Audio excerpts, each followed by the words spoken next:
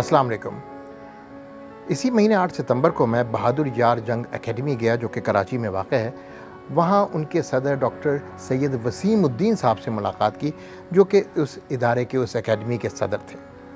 फिर पाकिस्तान के इस क्रिएशन में, हालांकि वो 1905 में पैदा हुए, 1944 में भरी जवानी में उनका इंतकाल हुआ, लेकिन जो काम वो इस अरसे में कर गए वो आज तक लोगों को याद हैं। सबसे बड़ा काम जो उन्होंने पाकिस्तान की तहरीक में किया वो पख्तूनख्वा के अंदर, मौजूदा पख्तूनख्वा और उस वक्त सरहद सूबे के अंदर मुस्लिम लीग को मुतारफ़ कराया और एक ज़बरदस्त टक्कर दी कांग्रेस को, जिसकी वजह से कांग्रेस पख्तूनख्वा में इलेक्शंस हार गई थी।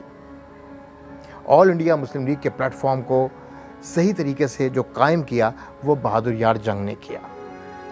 नवाब बहादुर यार जंग की अगर मैं हिस्ट्री की बात करूं तो ये सदुज़ई कबीले के थे और अहमद शाह अब्दाली के साथ उनके बहुत सारे ख़ानदान के लोग पहुंचे थे इधर। एक का नाम था दौलत ख़ान, और दौलत ख़ान की ये पूरी एक ख़ानदान के तमाम लोग हैं जो कि आगे 1905 में बहादुर यार जंग के नाम से लोग जिनको जानते हैं।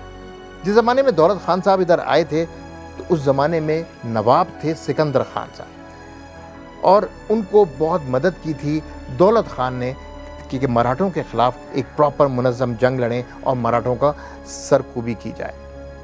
इसी की वजह से उनको वहाँ पर सिपह सलार रख लिया गया और उन्हीं की औलाद में से फिर बहादुर यार जंग पैदा हुए। किस्सा मैं आपको सुनाऊंगा। कायद-ए-आज़म पे 26 जुलाई 1943 को एक कातलाना हमला होता है। उस कातलाना हमले के ताज़ियत करने के लिए सरदार औरंगज़ेब ख़ान एक चिट्ठी लिखते हैं कायद-ए-आज़म को और उनसे अफसोस करते हैं कि आप पर कातलाना हमला होता है। कायद-ए-आज़म का बड़ा पिक्युलर जवाब होता है, जैसे कि कायद-ए-आज़म मिस्टर जिन्ना साहब थे। उन्होंने कहा कि मेरे तमाम ज़ख्म जो हैं वो भर जाएंगे अगर सरहद के सूबे में मुस्लिम लीग का, ऑल इंडिया मुस्लिम लीग का बोलबाला आप कर सकें। ये सुन के सरदार औरंगज़ेब ख़ान यकीनन एक्साइटेड भी होते हैं लेकिन परेशान भी होते हैं। उनको बहादुर यार जंग की याद आती है जो कि सदुज़ई कबीले के थे, पश्तून थे। उन्होंने सोचा कि मैं क्यों ना बहादुर यार जंग को इधर बुलाऊं और वो फिर हमें हेल्प आउट करें जो कायद-ए-आज़म की रिक्वायरमेंट है। अब किस्सा शुरू होता है एक मोटर कार का। एक मोटर कार जो कि उस ज़माने के सरहद में, जो आज का केपी के है, उसमें फर्राटे भर्ती भी चल रही होती है। 3 अशख़ास उसमें बैठे होते हैं। बताता चलूँ कि कायद-ए-आज़म ने बड़ी हिचकिचाहट के बाद नवाब बहादुर यार जंग को इजाज़त दी कि वो जाएं और सरदार औरंगज़ेब ख़ान की मदद करें केपीके में। अब वो मोटर कार जो है वो चलना शुरू करती है। उस ज़माने में एक तहरीक एपी तहरीक के नाम से चल रही थी। 1893 के अवाइल में ये तहरीक शुरू होती है जो कि इंडिपेंडेंट पख्तूनिस्तान की तहरीक होती है कि वहाँ पर रात के वक्त निकलना नामुमकिन सी बात होती है। उस मोटर कार में एक तो बैठे होते हैं बहादुर यार जंग और दूसरे बैठे होते हैं मोहम्मद ईसा जो अभी मौजूदा चीफ जस्टिस के वालिद साहब, और सरदार औरंगज़ेब ख़ान।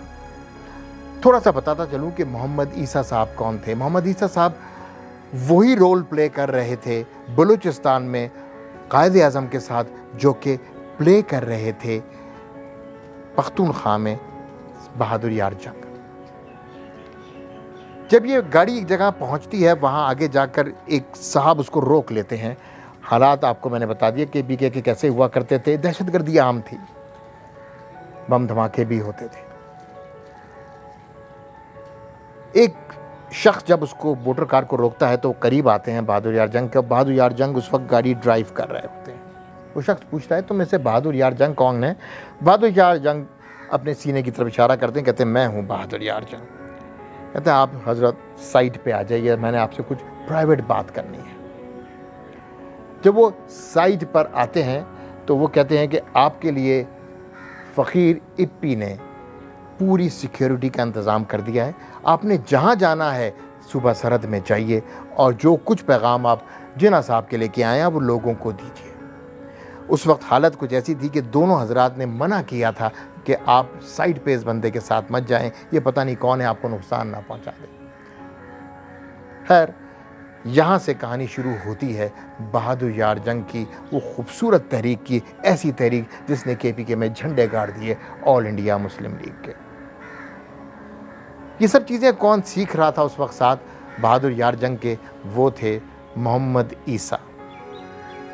محمد عیسیٰ صاحب جو کہ ابھی موجودہ چیف جسٹس قاضی فائز عیسیٰ کے والد صاحب ہیں، وہ بالکل اسی قسم کا کام بلوچستان میں کر رہے تھے، اور وہ پشتونوں کے بیسیکلی اس کانسیپٹ کو سمجھنا چاہتے تھے جو کہ بہادر یار جنگ نے ان کو سمجھایا، اور پھر بلوچستان اور کے پی کے دونوں جگہ آل انڈیا مسلم لیگ 1946 کے الیکشن جیت گئی۔ اس کی داغ بیل بہادر یار جنگ نے ڈالی تھی۔ یہ جو میں آپ کو بات چیت سنا رہا ہوں یہ کہیں ویکیپیڈیا پہ اویلیبل نہیں ہے، یہ غلام محمد صاحب کی کتاب ہے، بہادر یار جنگ پہ لکھی ہے، اور یہ تمام چیزیں میں نے وہاں سے پڑھ کے آپ کو سنائی ہیں۔ اس کے دو بڑے نتائج نکلتے ہیں اس قصے کے کہ دہشت گردی اور پختونستان کی تحریک کی ایک تاریخ ہے، اور اس کو ڈیل پختون ہی اچھے سے کرتے ہیں۔ آج بھی اگر ہم دیکھیں تو دہشت گردی کی تحریک کو قابو پانے کے لیے پختونوں نے بڑی قربانیاں دیں۔ سیاسی طور سے یہ لوگ بڑے بیدار لوگ ہوتے ہیں۔ اور تیسری بات جو بہت امپورٹنٹ ہے، آج کے قاضی ہیں قاضی فائز عیسیٰ، قاضی محمد عیسیٰ کے بیٹے، جنہوں نے قائد اعظم کا ساتھ کا ثبوت دیا بلوچستان میں اس تحریک کو چلا کر۔ دیکھتے ہیں آج کے قاضی فائز عیسیٰ اپنے والد صاحب کے نقش قدم پہ کھڑے ہو کر پاکستان میں انصاف قائم کرتے ہیں کہ ناکام ہوتے ہیں۔ بہت بھاری ذمہ داری ہے ان کے اوپر۔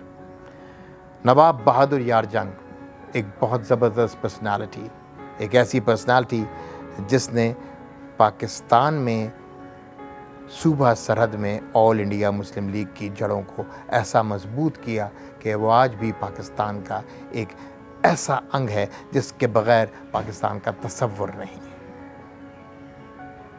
انسنی باتیں، جواد رضا خان۔